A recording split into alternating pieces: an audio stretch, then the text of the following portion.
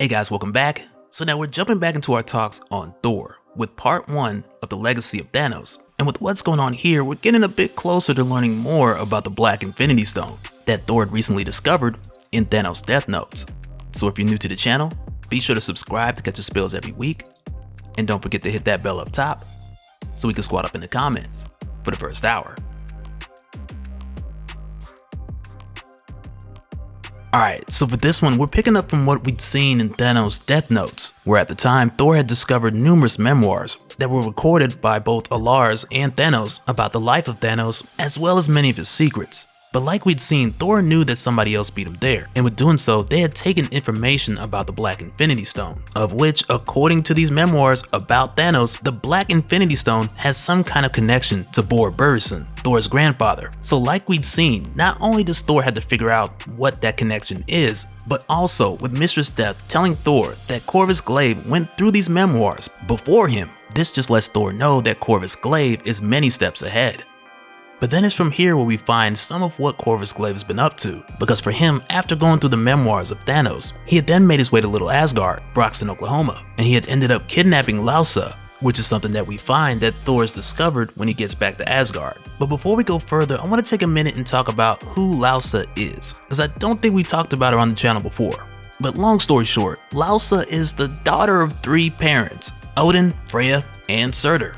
Which I know sounds a little weird, but I definitely want to break it down before we go any further because it feels like Lausa is going to be a huge part of this story. But nonetheless, the way that this whole 3-parent thing works out is because Odin and Freya were getting busy in the space between realms, which is the same place that they had purged the power and curse of Surtur. So for that reason, with the essence of Surtur lingering within this realm, this had then involved Surtur within the conception of this child, effectively making him also the father. And so we originally were given this story back in 2015 within the pages of Angela, Asgard's assassin. And at the time there was this huge ordeal when Angela had taken Lausa, her younger sister, or better yet kidnapped her, with the intention of taking her to Heaven, the 10th realm, and take her to the furnace so that Heaven's furnace could siphon the flames of Surtur out of her. And this whole ordeal was pretty crazy, because at one point she was getting help from the Guardians, but they didn't believe her at first, as if it was Angela just kidnapping her little sister. But they soon after found out the hard way when Lausa transformed, burning Groot, and also with doing so, showing her power that she got from her father Surtur. But also with Lausa, for the longest time there's been this caution and curiosity from everyone else, like the caution we've seen with Angela, trying to make sure that Lausa doesn't burn everything down, but then also for the longest time there's been this curiosity of what her full potential truly is.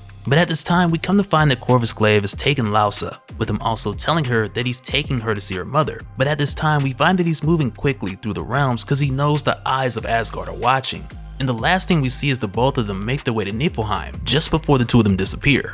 But after this, we then find that Thor has made his way back to Asgard, and he's aware of Corvus Glaive taking Lausa, but with the two of them traveling to Niflheim, Odin expresses that Corvus Glaive had pretty much stepped out of bounds, with Corvus taking Lausa into a part of Niflheim that Odin's father Bor had forbidden for eons. And as far as Asgard's resources, they had no information about this area, which again just leaves Thor at step 1 with them knowing that Corvus Glaive is retracing the steps of Thanos so that he can find the Black Infinity Stone. And aside from that, Bor has some kind of connection to it. But then it's here where Sif suggests that Thor talks to someone who's nearly as old as Asgard itself. And it's shortly after this where we find that that someone is Runa, who in her case we had talked about briefly during the King in Black event after the death of the Sentry, when we saw that Jane Foster was responsible for taking the Sentry to Valhalla. But as it turns out, the body of Nowhere had been hoarding souls and it attempted to take the Sentry as well. But with Jane Foster trying to pull out the Sentry using the All weapon to keep him from being absorbed into the Celestial corpse, it's here where she actually pulled out Runa, who had been trapped in this Celestial's body for eons. And after that, Runa went on to join the heroes in the fight against Null. But well after the King in Black event, in the pages of Jane Foster the Mighty Thor, we find that Runa has become the leader of her sisters, the Cursed Seer. And I've heard it pronounced Seer and Sir,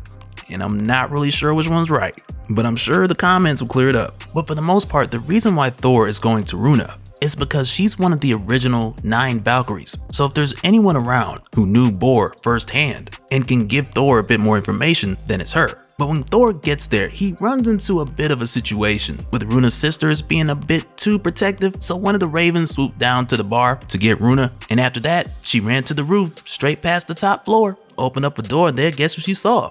Thor, who was being threatened by her undead sisters, who were saying that he was going to be their dinner, more or less with them asking Runa if they can eat him. But from here, Runa quickly de-escalates the situation, and as soon as she does, Thor asks her about the forbidden areas on the Niflheim map. And initially, Runa tells him that she does know of this area, and she tells Thor that he should forget about it. But when he tells her that his little sister has been taken, it's from here where she agrees to help. But after this, the two of them then make their way to Niflheim, and as they get closer to the forbidden area, Runa tells Thor the backstory of why this area was made forbidden. And she tells Thor at the time her and the other Valkyries were fighting a war for Bor, and they were losing horribly. It was a slaughter. But Bor's sorcerers had a weapon that they thought would end the war and make Bor the god king of life and death. But something went wrong. There was an explosion, an eruption of magical force that was wild and unpredictable, and Bor's sorcerers couldn't stop it. But nonetheless, it did end the war.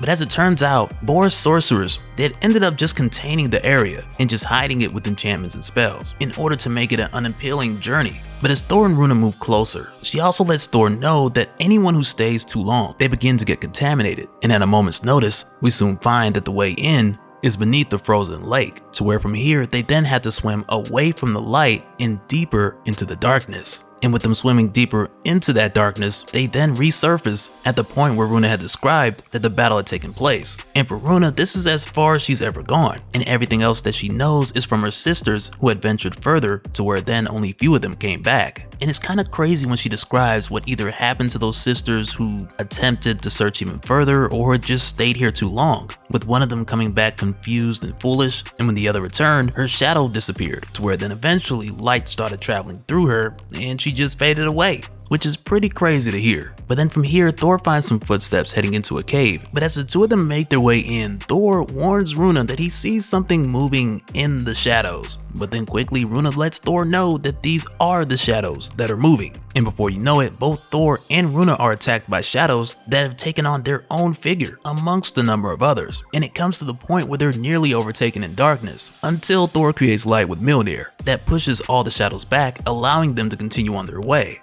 But also with how this is done, it jumps back and forth from Thor and Runa to Corvus Glaive and Lausa, and it does so in a way as if when we see Corvus Glaive with Lausa, it's as if he's already been where Thor and Runa are now.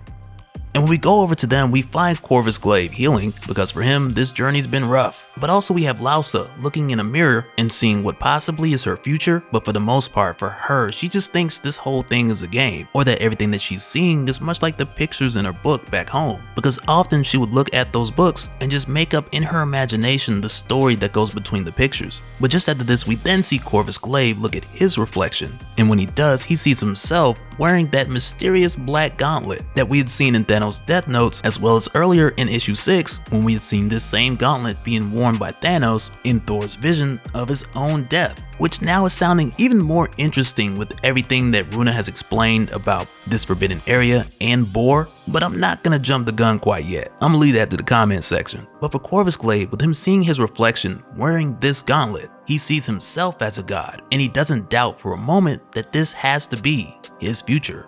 But then from here, we see Corvus take Lausa to this huge door, and with doing so, he tells her that he's gotten them this far, and now it's up to her. But after this, we then go back to Thor and Runa, who've made their way further in, and as they enter this next area, they see a number of warriors and trolls and even a Valkyrie trapped within the molten topography. But as they continue to make their way further in, they hear a voice in the distance, alongside the sound of an axe hitting stone drums. But then it's here where they find that the voice that they're hearing is actually Bor. And as he approaches them, he says, "Let the fire cleanse them. The ashes of men are but the shadows of life.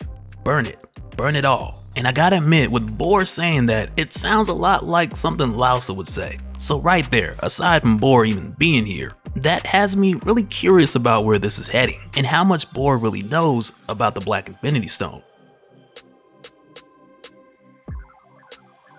And so now real quick, I want to give a special shout out to all the patrons. Thank you guys for all of your support, and for anyone who's new here who wants more information on how to support the channel, I got a link below so you can go to patreon.com/dopespill. But that'll do it for this one, guys. Let me know your thoughts down in the comments below, and we'll do it again on the next one. Alright, later.